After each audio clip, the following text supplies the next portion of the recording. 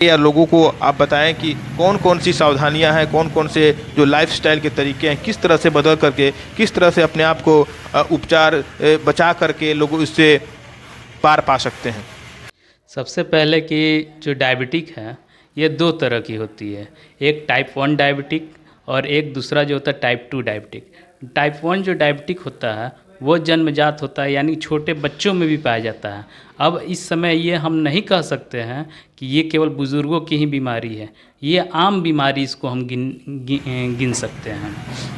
इसमें जो बच्चों के अंदर होती है उसको आनुवांशिक भी कहते हैं, ये टाइप 1 में आता है। और जो टाइप 2 है ये बहुत सारे इसके लक्षण होते हैं जो कि हम जो आम इसकी इसमें किस तरह के लक्षण, मतलब खास करके अगर जैसे आपने कहा कि बुजुर्गों के अलावा बच्चों और किसी उम्र के लोगों में भी हो सकती है, तो अन्य उम्र के बच्चों में, लोगों में किस तरह के लक्षण दिखाई देते हैं?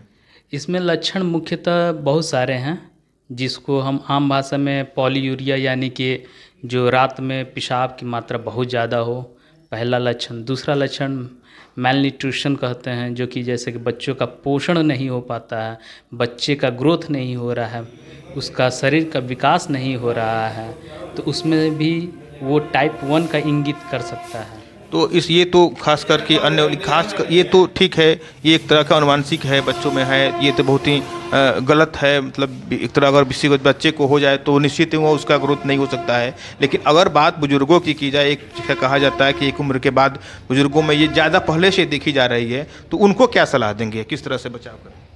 उनको पहले अपने आप को देखना होगा कि क्या लक्षण उनको आ रहा है। सबसे पहले कि पॉलीयूरिया यानी कि रात में पेशाब की मात्रा बहुत ज़्यादा होती है, 4 बार 5 बार हो, पहला चीज़। दूसरा चीज़ पॉलीहाइड्रिया यानी कि पॉलीफेजिया भी इसको बोलते हैं। जैसे पॉलीफेजिया में उनको भूख बहुत ज़्यादा लगता है, प्यास बहुत ज़्यादा लगता है, थकावट, कोई भी हल्का सा काम करते हैं थकावट आ जाता है, या कोई चर्म रोग है वो ठीक नहीं हो रहा है, क्यों नहीं हो ऐसा रहा। सुना जाता है कि जो मतलब कि शुगर के जो डायबिटिक होते हैं उनको कोई चर्म रोग हो या तो कोई भी जो बाह्य घाव हो या कुछ तरह का जो चोट हो, वो जल्दी ठीक नहीं होते। इसके क्या कारण है?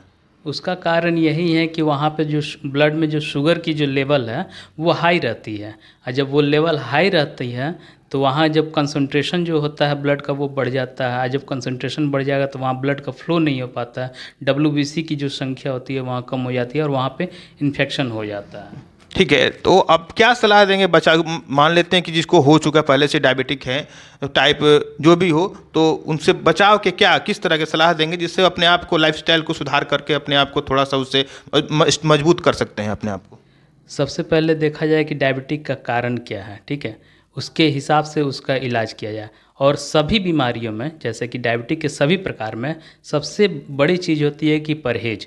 परहेज करने के पश्चात हमारा जो लाइफ स्टाइल है उसको चेंज करना होता है। आजकल का जो लाइफ स्टाइल है ये मॉडर्न युग की ओर घूम रहा है। हम अपने आयुर्वेद के हिसाब से देखें तो इसमें कहा जाता है कि ब्रह्म मुहूर्त में उठना हुआ, उसके पश्चात अपना तरह तरह का नित्य कर्म, उसमें योगा यानी कि एक्सरसाइज, ये सारे चीज़ मस्ट है।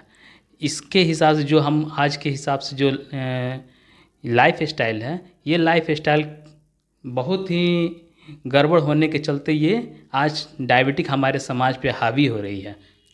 तो इस प्रकार हम कह सकते हैं कि लाइफस्टाइल हमारे डायबिटीज का एक कारण है, और उसे सुधार करके उसमें आने वाले जो अव्यवहारिक परिवर्तन हैं उसको सुधार करके हम बहुत हद तक उसको नियंत्रित कर सकते हैं।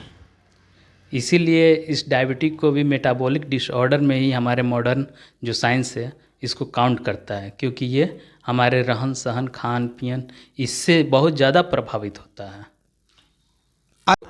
चर्म रोग के आपने विभिन्न रूपों की बात की, उसके बहुत गहराई की बात की, बहुत तरह के आपने बताया कि वो साधारण नहीं है। तो हम साधारण रूप से जो गाँव में दाँत खाज खुजली जिसको लोग कहते हैं, उससे लोग कैसे बचे, उस पर आपकी क्या सलाह हो सकती है? उसके लिए सबसे पहले उन लोगों को सर सफाई पे ज़्यादा ध्यान देना होगा। ये कॉन्टैक्ट डर्माटाइटिस में भी जाता है, यानी कि एक दूसरे से फैलने वाली बीमारी है। तो अगर परिवार में किसी एक आदमी को है तो उससे दूसरे आदमी अपने आप को सुरक्षित रखे, उसके कपड़ा जो लगता है, जितना कपड़ा वपड़ा है वो अपना उसको साफ़ सुथरा करें, डिटॉल से उसको धुलें, डिटॉल में उसको अच्छे से करें और नीम वाले साबुन से स्नान करें।